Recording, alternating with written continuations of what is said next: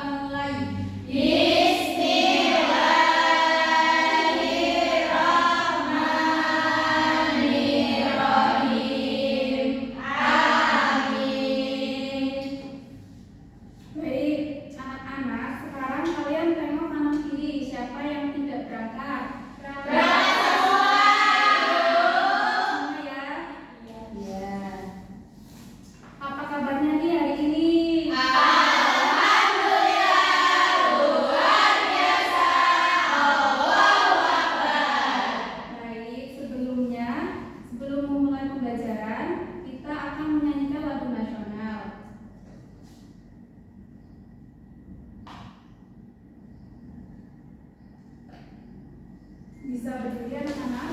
Baik, Bu.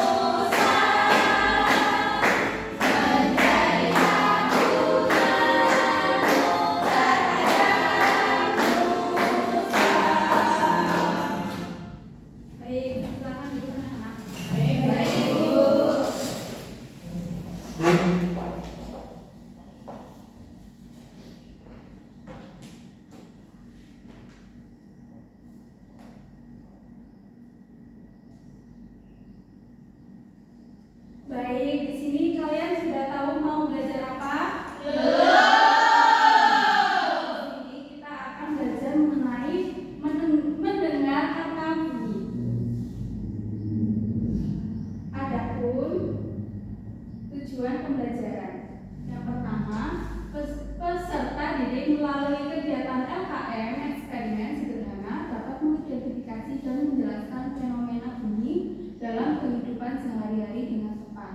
Yang kedua, peserta didik setelah melakukan eksperimen sederhana pada LKM tentang bunyi maupun menguraikan hubungan antara hasil eksperimen dengan fenomena sehari-hari secara tepat dan sistematis.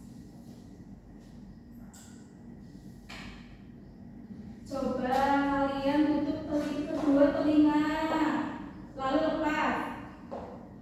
Nah, apakah kalian mendengar dengan jelas saat menutup telinga? Tidak. Kemudian, apakah kalian mendengar suara saat melepas telinga dengan jelas? Bisa. Kalian bisa membedakannya? Bisa. Mengapa kita bisa mendengar dengan bunyi? Mendengarkan bunyi?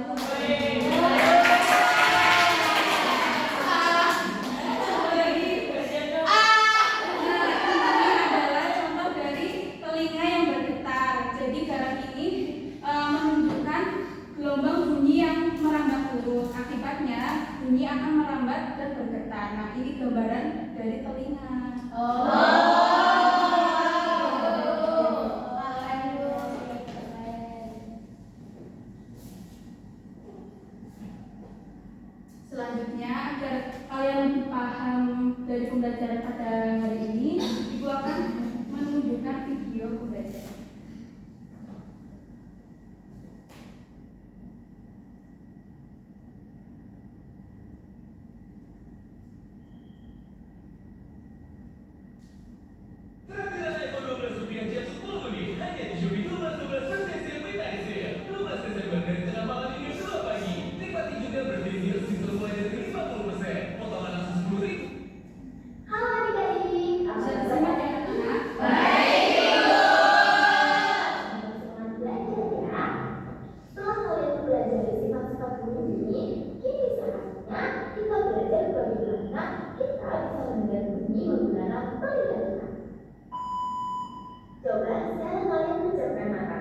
Lalu dengarkan suara yang ada di sekitar kalian.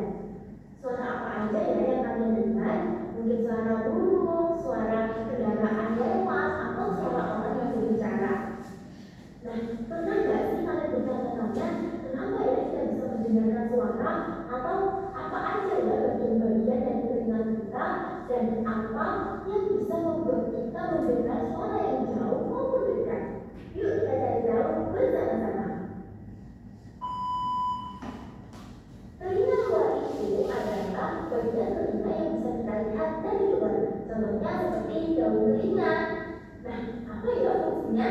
Fungsi telinga luar adalah menangkap bunyi yang ada di sekitar kita. Bunyi itu bentuknya gelombang loh, dan daun telinga mengumpulkan gelombang bunyi yang ada di sekitar kita, lalu mengarahkannya ke tulang telinga.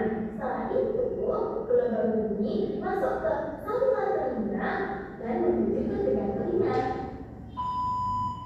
Nah, setelah dari telinga bagian luar, suara itu masuk ke telinga bagian dalam.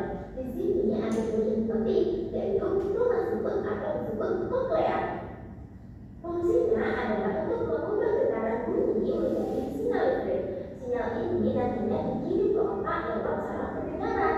Jadi, di dalam rumah siput itu ada cairan dan rambut-rambut halus yang ikut bergetar saat ada bunyi. Nah, getaran itu akan diubah menjadi sinyal.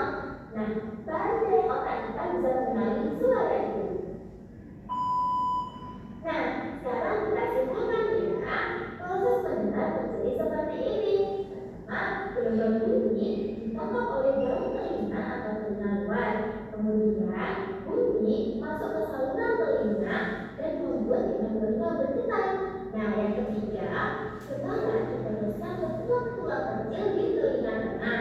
Yang keempat, getaran sampai di rumah siput atau di telinga bagian dalam. Nah, lalu diubah menjadi sinyal listrik. Yang kelima, sinyal ini akan dikirim ke otak dan otak kita mengenali suara itu. Sehingga karena itulah kita bisa mendengar suara orang yang memanggil kita, suara musik, dan suara bel sekolah. Jadi demikianlah bagaimana proses kita mendengar lewat bagian-bagian telinga. Yuk mulai sekarang kita jaga telinga kita dengan baik ya. Jangan mendengarkan suara yang terlalu keras dan selalu membersihkan telinga dengan hati-hati. Sebelum menutup pembelajaran, kita mau tanya dulu nih, bagaimana ya?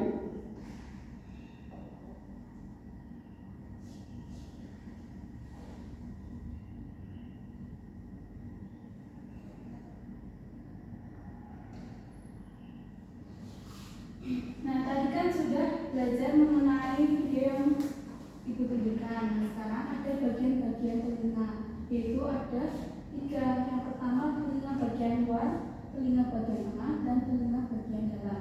Yang pertama, telinga bagian luar, ada daun telinga, saluran telinga, dan yang telinga tengah yaitu ada tulang martil, tulang landasan, dan tulang gendang telinga. Lalu ada tulang sanggul. Yang terakhir yaitu ada telinga dalam, yaitu ada saluran sendi skular, saraf pendengaran, rumah siput, dan saluran stasiun.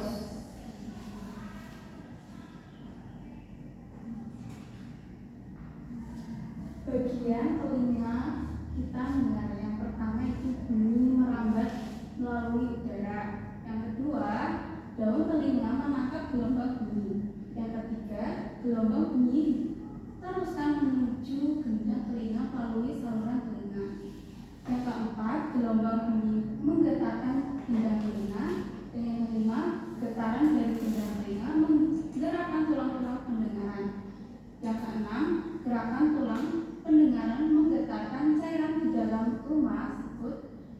kemudian mengirim sinyal ke saraf pendengaran. Dan yang terakhir, saraf pendengaran meneruskan sinyal bunyi ke otak.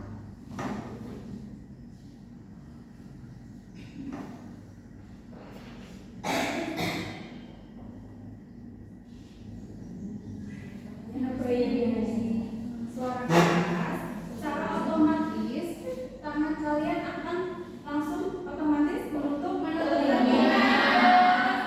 Suara yang keras ini karena suara yang keras membuat telinga kita akan sakit, akan bisa merusak pendengaran dan menyebabkan kehilangan pendengaran atau tuli.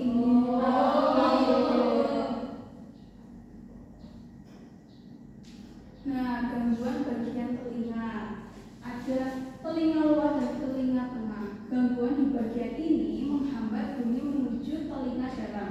Penderita biasanya sulit untuk mendengarkan bunyi pelan. Terjadi karena adanya infeksi pada telinga. Yang kedua yaitu telinga dalam. Gangguan di bagian ini menghambatkan bunyi menuju ke otak. Penderita kesulitan mendengar bunyi atau tidak mendengar sama sekali, disebabkan oleh faktor keturunan kecelakaan atau terlalu sering mendengarkan suara keras. Nah, yang ketiga itu ada otak. Gangguan pada saraf pendengaran. Gangguan ini sulit diobati karena saraf tidak dapat meneruskan bunyi ke otak. Sebenarnya yang iya. Yang mendengar adalah sistem berkesinambungan jika ada gangguan pada salah satu bagian, maka akan berdampak pada keseluruhan sistem pendengaran kita. Selanjutnya kita akan mengerjakan LKM. Nah, untuk mengerjakan LKM Ibu akan membagikan kelompok. Jadi 3 kelompok. Nah, barisan yang pertama ini satu. Nah, yang kedua ini kelompok 2, yang tengah kelompok 3. Baik, Bu.